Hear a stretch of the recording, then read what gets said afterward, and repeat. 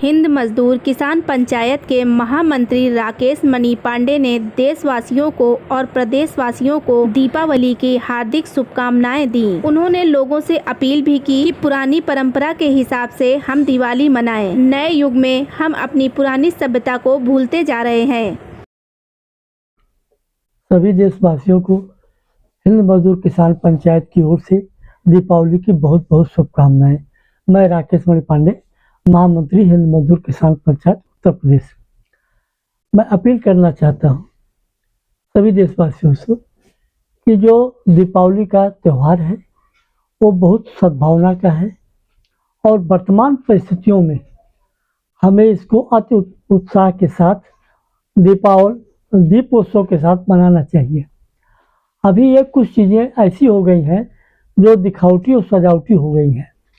वास्तव में पुराने ज़माने में जो इसकी मान्यता थी और जो आज भी मान्यता है कि जो दिए जलाए जाते हैं, वास्तव में जो तेल के दिए जलाए जाते हैं, उससे आने वाले समय में जो जाड़ा शुरू होता है उसमें हजारों लाखों मच्छर खत्म होते हैं और कीड़े मकोड़े भी इसमें समाप्त होते हैं। लेकिन आज हम लोग इसको आधुनिक उपलब्धता के आधार पर इसको वैभव के रूप में देखने लगे हैं और तमाम तरह के झालर हम इस्तेमाल करते हैं। इसके दो चीज़ें थी। पहले गांव में लोग भूसे के डिब्बे में फैला करके घुमाने का काम करते थे और वो चीज़ें जो है भी प्रदूषण रहित हुआ करती थी। लेकिन आज जो भी देख रहे हैं, मोहल्ले में एक प्रतिस्पर्धा होने के नाते लोगों में ये भावना बढ़ गई है कि वो कितनी जोर से पटाखे और कितनी तीव्र गति से पटाखे डालते हैं। हमें जहाँ तक हमारी जानकारी है और सरकार की रिपोर्ट भी कहती है कि कम से कम 20,000 करोड़ रुपए के जो है ये पटाखे और गोल जो है पूरे हिंदुस्तान में खेले जाते हैं, बर्बाद किए जाते हैं। ये जरूर है कि इनको बनाने के लिए भी लाखों लोग लगे होते हैं, उनकी भी रोजी रोटी जुड़ी है। लेकिन आजकल ज़माने में जो स्थितियाँ हैं, गर्भवती महिलाएं हैं उनके ऊपर असर पड़ता है, जो कान के वृद्ध हैं उनके ऊपर असर पड़ता है। दूसरी बात, जो पालतू जानवर हैं वो बहुत परेशान होते हैं। आपने देखा होगा छोटे कुत्ते या सब कुछ उस समय दहशत में होते हैं, पता नहीं क्या हो रहा।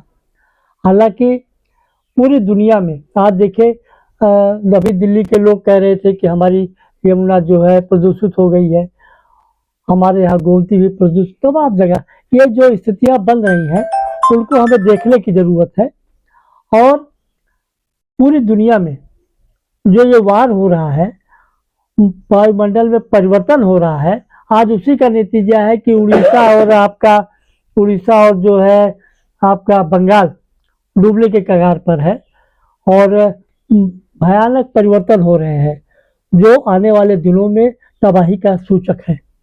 अभी जो किनारा जो उड़ीसा और ये आया है, इस बार सरकार की सजगता और बहुत जल्दी निर्णय लेने के कारण वो उसमें सफल पाए, किसी की जान हाल की खबर नहीं हुई। आपको याद होगा कुछ वर्ष पहले जब उसी उड़ीसा में तूफान आया था तो लाखों लोग बेघर हो गए थे, करोड़ों की संपत्ति ध्वस्त हो गई थी। ये सब इसी का नतीजा है। आज जो चाहे यूक्रेन और रूस का झगड़ा हो या जो है ये तालिबान का झगड़ा हो या दूसरे जो देश हैं जो लड़ रहे हैं अनावश्यक रूप से गोला और बारूद फेंक रहे हैं, ये प्रदूषण को जहाँ भी कर रहे हैं उसका असर तो पर्यावरण में जाता ही है। वो छिपेगा कहाँ?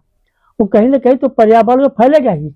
और अगर वो पर्यावरण में फैलता है तो ये वही नहीं प्रभावित होते, उसका प्रभाव पर हम आते हैं। आप जानते हैं हिरोशिमा नागासाकी में जो अमेरिका ने बम गिराए और बर्बाद कर दिया, आज भी वहाँ लूड़े लगने अपाहिज पैदा हो रहे हैं। ये स्थिति बन रही है। जिस तरह से अमानुषिकता का खेल कर रहे हैं लोग और फैला रहे हैं, इसलिए हम चाहते हैं कि ये जो शांति का त्यौहार है, मिठाई बांटने का त्यौहार है, लोगों का मुख मीठा कराने का त्यौहार है, दीपोत्सव का त्यौहार है, इसको फुलझड़ी छोटे मोटे स्तर पर चलाया जा सकता है, लेकिन बड़े पैमाने पर इसको हमें कम से कम यहाँ नहीं के बराबर हमको इसका उपयोग करना चाहिए। अपने पास पड़ोसी से, अपने बच्चों से भी मैं अपील करना चाहूँगा कि वे इसमें अति शांति से खुशोल्लास करने के कार्य करें, न कि अराजकतापूर्ण बमबारी करके, पटाखे फोड़ करके लोगों को प्रदूषित करने का काम करें। धन्यवाद।